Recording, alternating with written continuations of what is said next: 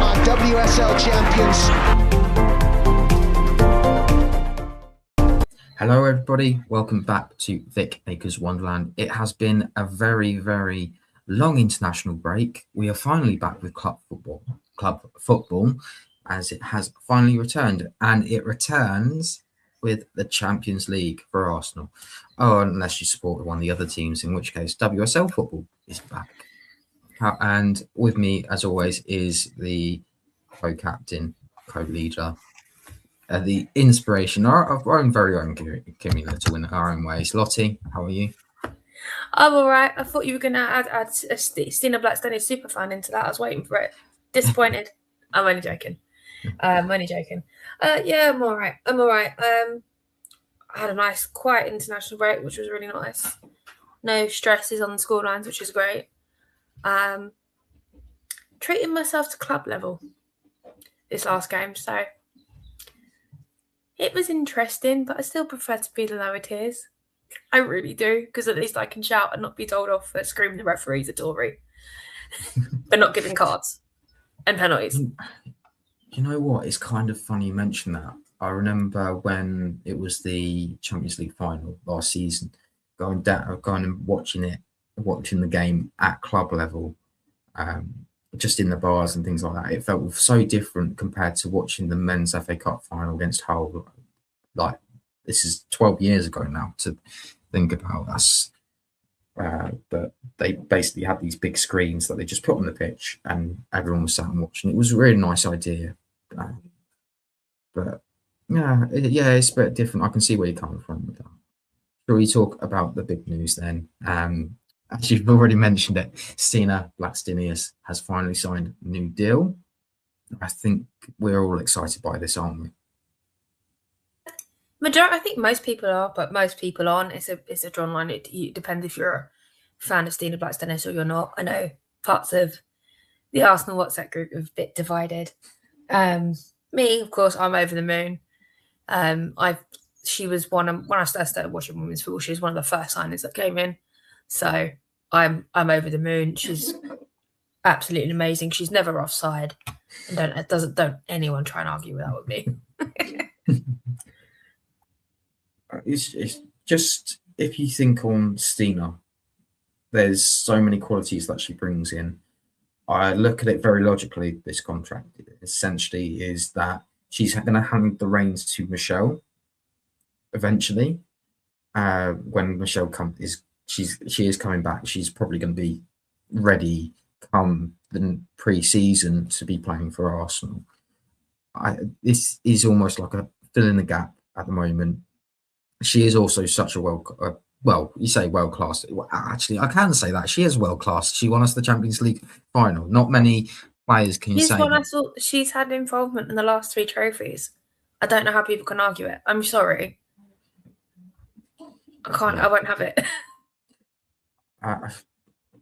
I was going to say something then that would probably upset quite a couple of Dutch people. But I won't say that because I'll keep Don't do it. Don't do it. Stina has definitely put herself into the history books, and she is such I think I called her a silent assassin. 1 minute you don't really see her doing anything. All of a sudden she just pops up and puts it in the back of the net. It might take her 3 or 4 chances, but she does it eventually. That, I think, if you have, obviously there's the memories of the cup finals and things like that. One memory that I do like, obviously I missed that game a little bit, was Stina handballing it against Aston Villa at Villa Park, and somehow that getting the allowed. The way she got away with that was just actually ridiculous, but it also shows the level of the referees in this country. I know it's been some time since then, but nothing's changed. Nothing has changed. Instead, we've got a rebrand. Instead, we've got, what was it? What else did they do? They redesigned the logo, rebranded everything, and everything else is just still the same. I mean, we've always said the WSL2's gone backwards. It's the championship for a reason. I think that the money that they spent on this rebranding and the new logo and everything else Could have been invested in goal line technology. Could have been invested in referees and whether they're full time or not. Yeah. But hey ho. Was there definitely definitely another Stina point that you could probably point to and go, yeah, that's a such do a you know Stina what? moment. She smiles, I smile. It's very easy. I think this contract's also kind of a good thing off the pitch in terms of Smilla Holmberg. I think I might have mentioned this before. Recent interview, she's almost been like a second mum to her, which is really good. 19, coming to a new country you've never really been in before is great. I think that's going to be beneficial to Smilla. But for me, with Stina, it's got to be the nutmegging of Erin Cuthbert. It's just glorious being there and watching it happen. Then on the way home, looking at how in slow motion, it's actually just hilarious. And I think the interview that she did has come a bit here back in the backside, if I'm honest with you. Yeah. I'm sure everybody's had the TalkSport caller. Can you hear me, Erin Cuthbert? Come back, Emma Hayes. So it's got to be the nutmeg on Erin Cuthbert to win us the trophy over Chelsea again.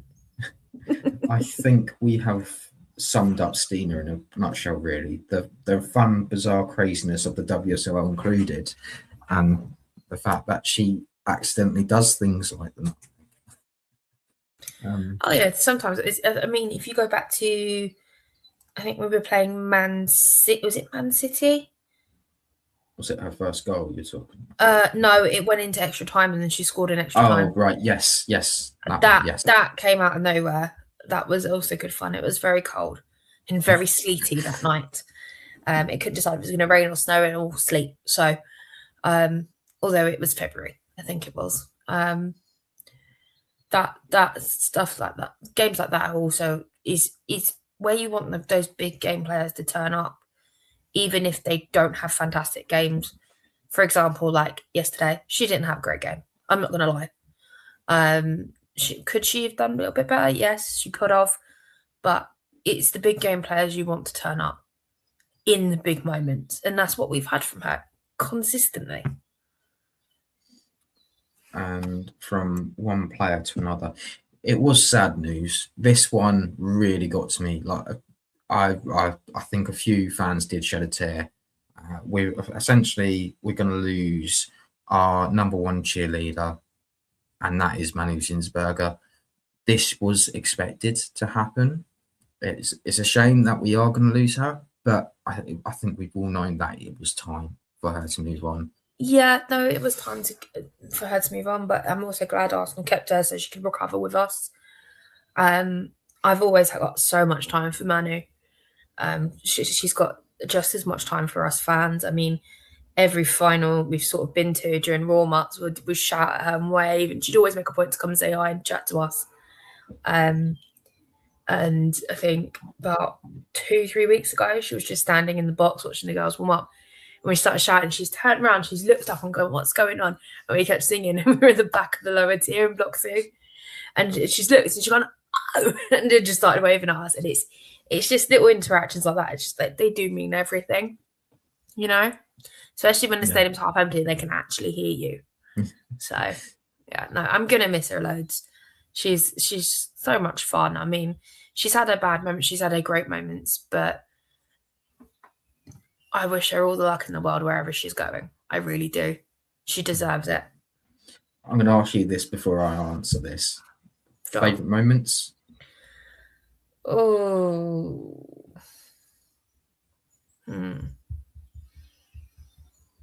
Obviously, you've got the fan interaction one. Yeah, no, it's going to be the fan interactions with me because with the games, I can be equally as furious with her as equally as joyful with her, if that makes sense.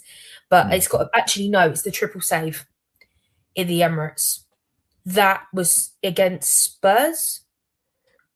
Yes, You've against taken my one, the triple save. But you've got it in the wrong stadium. Yeah. No, it was at the Emirates because I was sitting there. I was square onto it. No, the triple save. No, I think this it was was against Spurs. It was at the Spurs. It was at Spurs' stadium. No, The one us in the Emirates and the triple save was there, I'm sure. not the one where it's on the line. Vibs cleared it. I think it's probably I've got it on my phone, the triple save, and okay. I'm okay. Just get on with it. It's fine. Pass it over. If I've got it wrong, I've got it wrong. Yeah. About triple saves. Is there any other moments? No, not off the top of my head. That's the first one. For me, apart from the triple save, she had. You know what? I really love the fact that I'll go back to Selhurst Park. The obviously opening couple of minutes, not great. Sam Kerr goes and scores. No. What does Manu do? She turns around and says, "We need something here. Come on, build us up a little bit." And then the cup final at Molineux as well. She turns around, points to the cup, and says, "This is for all of you." Bit similar to what she did in Lyon. I didn't realise that was also in the video. To be fair, she's had some really fantastic games, like that cup final defeat at Wembley. Unfortunately, she was on fire. Like that could have been 8, it could 9s. Have been so much worse. Worse. But the good news is I've never seen a worse game than that. No. So I think the worst is over, and I am touching wood. She leaves. I think she'll leave with a legacy, and she's left in that number 1 shirt on so much better than she left it, to be honest. And I think we now know who's going to get that number 1 shirt for we don't know how long. Yeah, and that's Daphne van Domselaar. Let's just see what happens. I mean, she's not due up for renewal for, I don't think, for another 2 years from what I've been looking, or it might be, no, it's not years. I think it's another 2. So I think we're quite safe on that front. We'll wait and see. Shall we get into the game then? As you've mentioned, club level, how was your view? I got up at North Bank, right directly behind the goal. If anybody does follow me on socials, you'll know that I caught the first goal on video. I'm not normally one to do that, but during the old VAR checks, I actually did my own VAR check, and if they go that would have been ridiculous. Like there's just the Lyon players collide into each other, and the Arsenal players clear. I can't remember who it was. I think it might have been Kim. Yes, Kim. Yeah, it was Kim. I was like, no, she was miles clear. And I had my friend from Scotland sitting with me, and she said Kimmy never does anything wrong. I think it's just hilarity. So that first goal of the game, 18 minutes in, Caitlin Ford plays a pass attempted to get to Olivia Smith, but it's cut out by Lyon. Eventually, Lily Johans plays Gilbrand has a right-footed shot from the centre of the box to the bottom corner. Daphne van Domselaar unable to save it. Bit worrying. Yeah, it's a little bit concerning, but it's also a case you've got to look at all the positioning and stuff as well. Because I was down the other end, it looked like Daphne was obscured from my end. But again, it's 1-0. It's not the end of the world. Thing is, like, obviously, I went to the home and away legs last year for Lyon, and we were behind on the second leg. And I don't know why. I was quietly confident that we were going to do it, and we did, because we are 2-leg FC, so to speak. But I was sitting there 1 minute, and I turned around and said, you know what? Even if it stays 1-0 going to Lyon, it doesn't matter. It's all to play for. I was gladly humbled, of course. But yeah, no, it's a little bit irritating. We're not going in on a clean sheet, but again, it's not the end of the world. It's a goal. It's not 4. It's not 3. I mean, if I remember rightly, the other semi-final last year when Barcelona went over to Chelsea. They were like 4-5-0 down within 45 minutes. So to have 1-0 down in the first half, it's not an issue. You just go and regroup. And Renee, it doesn't matter which team Michelle Kang has, Renee has got their card marked. End of story. And I feel like she absolutely hates coming to the Emirates at this point. She's seen London City Lionesses lose there. She's seen Leon lose there as well. Like, how many more L's do you want to take from the Emirates? Like, to be honest with you, I'm not going to lie. I don't like people who monopolise the game and make ridiculous money and think they can just buy all the trophies instead of doing everything from scratch. I think that's what's disappointed me with them coming up. I think if London City Lionesses had the original squad, I think it would give the league a run for the money because they were on a very much unknown. But it's also a case, could the original squad who won the championship take on the WSL players, because it's a completely different level of football. And we saw that with Bristol last year. So, yeah, I'm quite enjoying Michelle Kang collecting her L's at the Emirates at the moment. As you mentioned it, 1-0 at half time. I think the stats were that Leon had one shot, one on target, and that was their goal. Arsenal had about 5, and none of them were on target. That was more worrying for me, was the fact that you're going into half time, you've had shots on goal, but none of them are on target. Yeah, they were, from where I was sitting, they were quick fired off. There was no clinical kind of direction to them. It was like, oh, quick, get rid of it, down the other end of the pitch. And it was just, it wasn't great.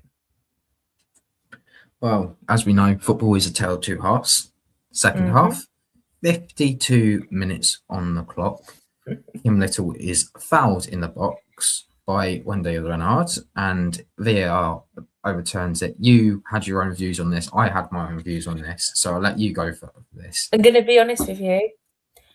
When the game came back on, I was still eating my food because the queue took so long. So me and my friend, we looked at the screen. Oh crap! There's a penalty. I've chucked my food and I've gone bombing it back out to the club level. And just as I sat down, oh good, we haven't missed it. VAR overturned it. So I didn't actually see the full penalty. I've just sat there and I've gone, right. I've just wasted my time. I've left my beer inside for this.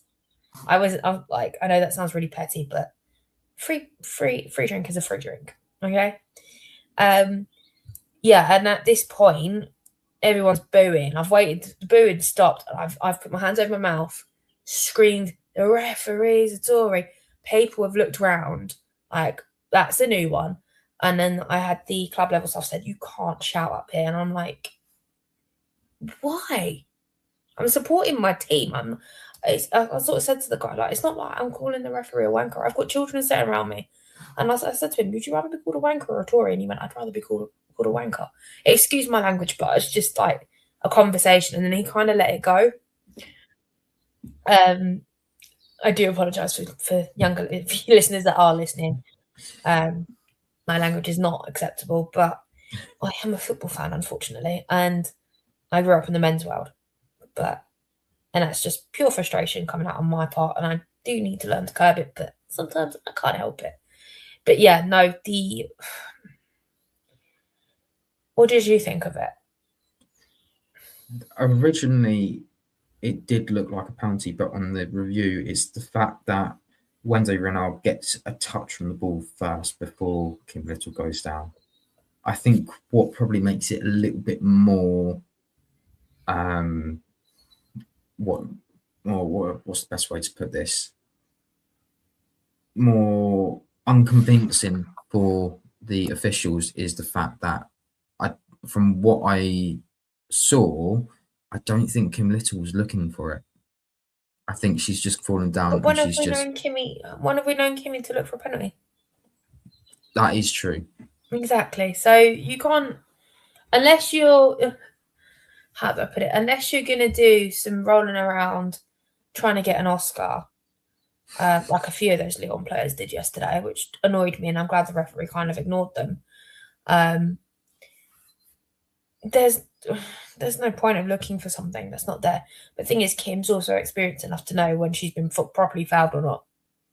So she's probably realised what Renard's got the ball and thought, no, I'm not going to try and win this sort of thing. It's one thing that you have to agree that is that Kim Little conducts herself a certain way. You don't see in the men's game. I'm not going to bring it up much, but if it were, you are right. There are certain players that would probably be falling on the floor, putting on a bit of a show, per se, about that. And it was just she was fouled. She looked like she was fouled. She didn't look for it. She just sort of got up and she sort of just addressed it in the room. And okay, that wasn't going to happen. But it took less than 6 minutes before Arsenal were back on terms. And this one is very reminiscent in a totally different way to your first goal at the Emirates, which was Lotta Wither-Moyes' goal. Did Mariona's mean it though? we can argue that till the cows come home. But Mariona's free kick, it just sneaks past everyone and it hits the post. Engine's trying to run onto it. Endler and Engine basically playing Chuckle Brothers, to me, to you, and the ball just ends up in the back of the net. And it was the most comical own goal I think I've seen, and I've seen like video clips of where the balls, when the goalkeeper's going to try and get the ball's hit his face and bounced in. I think that Engine's own goal is more comical than that moment. I think it's for me personally. I think the ball, but I'm just going to flip this back to the men's. The most funniest goal I've ever seen is a goal from Arsenal, and Emi Martinez heads it in to the Villa net. That is the most comical goal I've ever seen. Because I hate him, I think it's even funnier. But yeah, though, that one is definitely up there. I'm not a fan of Engen anyway. I think she shouldn't be at Lyon. I mean, we saw her decline over at Barcelona. I mean, I'm not taking away the fact that she's a great footballer, but I think her decline in what she can do is already really set in. Maybe that's why she hasn't come to the WSL, because it's such a tough league, but you never know. But that's just my opinion anyway. Just kind of with this one, I did think it was kind of hilarious because they've sort of just collided together, and Olivia's just netted one in the back of the net. And I think it's utterly deserved, the way that Lyon have kicked 7 bells out of her all game and nobody got a card for it. I think Ashley Lawrence got a card for it. But I think Johans did as well. Eventually. How many times did she have to be warned?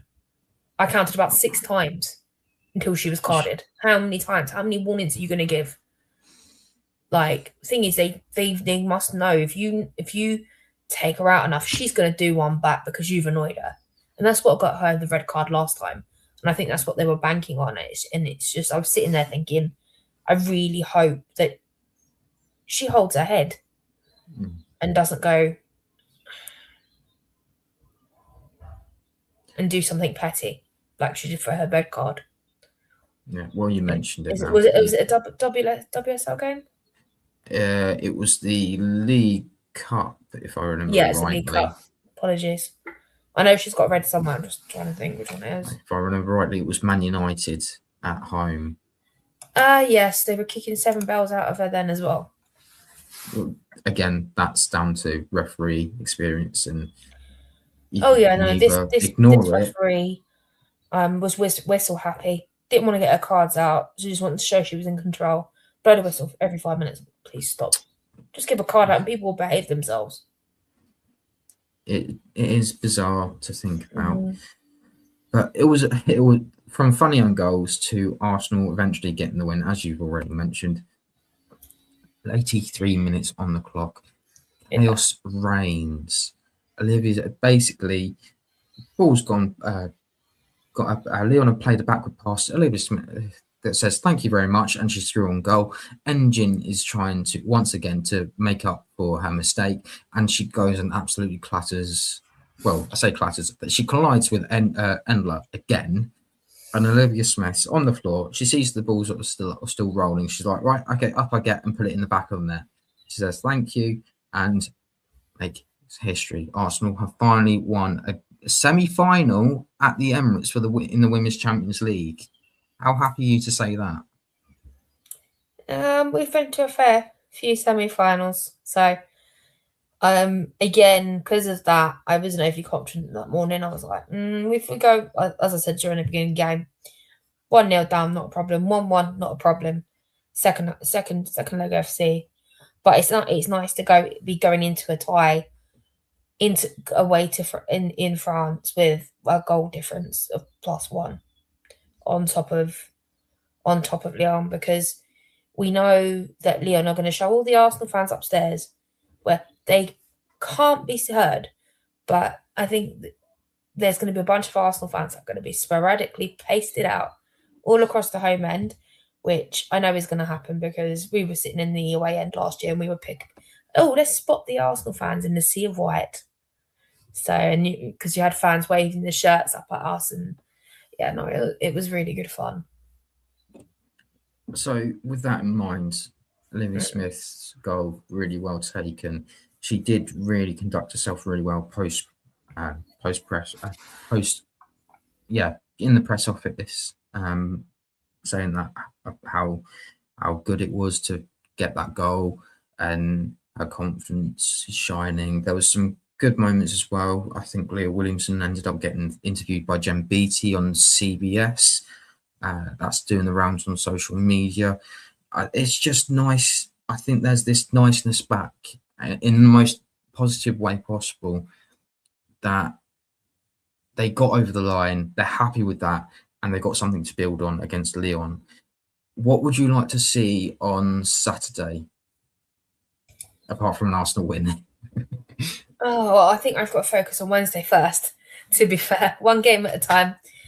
But that game should not be a problem.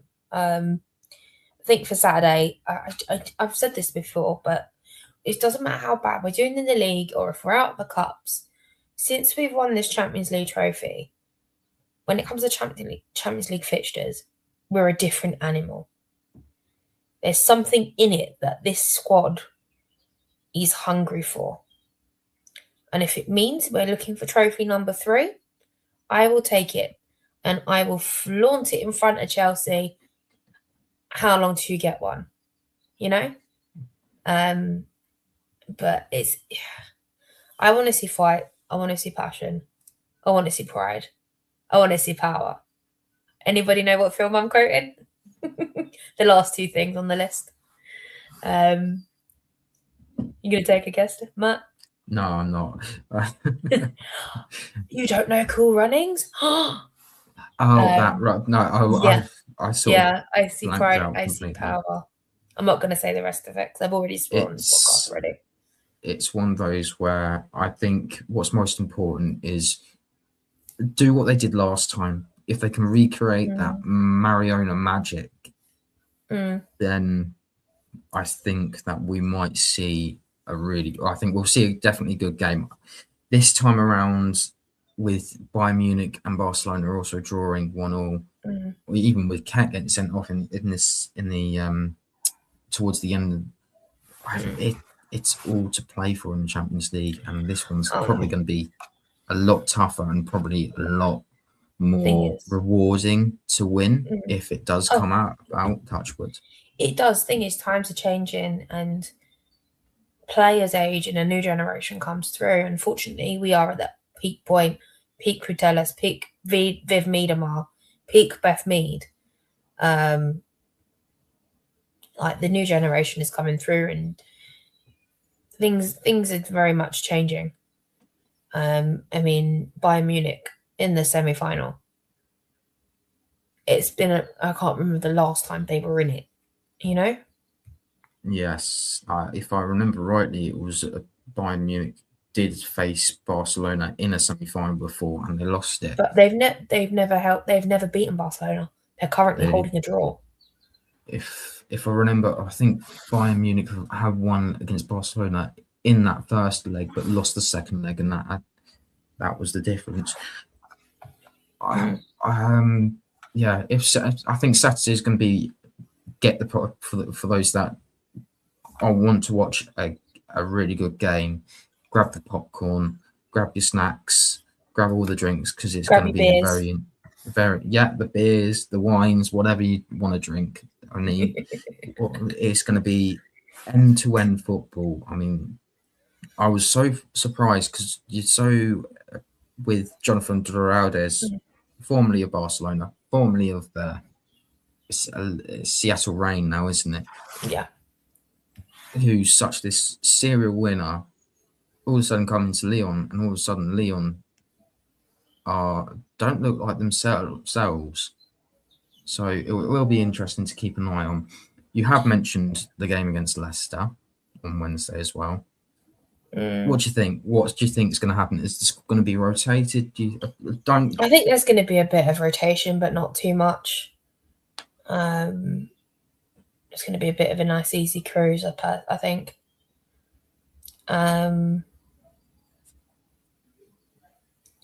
Leicester aren't doing great. They've just got kind of pumped 5-1 by London City Lionesses. So I think, unfortunately, they're probably the ones going to be going down. They are, and one of them may be in. Yeah, one of them may be joined West Ham or Liverpool. That West Ham beat Liverpool. With that in mind, I'll just quickly mention because I was at the Chelsea Everton game. How was that? Apart from Chelsea somehow managing to cheat themselves out of the usual into more goals than they deserved. It wasn't a 4-1 game. I did get to see Leah Harbert play for the very first time for 5 minutes of that game. I am so, again, Leah Harbert is definitely one of those players of the future that you look at. I do think that she's been mismanaged on loan by Everton, by the fact of basically they decided I find that Everton loanees is he very hit or miss. They absolutely smash it, or they get mismanaged. Do you think that's right? Yes, but a lot of it is down to I don't understand the logic of this one, to be honest. Now, looking back on this, I thought at the time it did make sense, but now they brought in another midfielder on loan who plays basically the same position, and they basically just and they've got other players as well that play in the similar positions. So they just basically crowd the midfield instead of solving the problem. The problem this season is that they do not have captain Megan Finnegan, who's been the stalwart shield at the back for them. And she's out of an ACL, right? Yeah, she's on her way back, but it's highly unlikely that she'll play this season. I think long term, I think she'll be back next season. It's unfortunate as well. To be honest, if Everton don't pick up any points between now and the end of the season, apart from Leicester, they could have very easily been in the relegation playoff positions. That's how bad it's been this season. I wouldn't be surprised if they do look at rebuilding that squad now, because some of them have been here for 2 or 3 years, and either they stay or leave. It's just a bit of a shame, really. But if I've got this right, Arsenal do have a chance to relegate Leicester on Wednesday night because of the games left. They would only have 2 left, so they're only on 9 points. They could potentially, that would be 18 points. So I think the last time they came to the Emirates, Pelova scored on her return from injury. Yeah. So I'm pretty sure that was quite a heavy score load as well. Yeah, 5-1. Yeah, so I think Leia Kadena starts for this one as well. I think she gets a run out. I think the squad's going to be gone. mind seeing her as the defensive midfielder because we've seen to throw her on like that. We're doing it with Miles Lewis-Skelly in the men's team as well and I actually quite like it. Yeah. I don't know what your thoughts on that. You know what? It's interesting because she's actually mentioned that she really enjoys that position. So I think it's another, not square hole, but if you were to look at, say, Arsenal do go on to Saturday and something needs to change, Kadina coming on and playing as in that middle helps out quite a lot because I think she thrives in the games where you're going to get the physical chaos.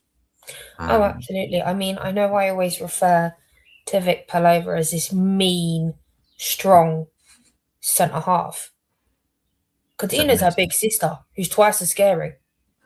Because when you find that when Leia is in the zone, she looks solidly angry. We think Leia looks angry in her pictures. We think Palova looks angry. No one's more angry than Leia Kadina. I can tell you that now. She scares me. But I know she's probably one of the nicest people. Yeah. If you know what I mean.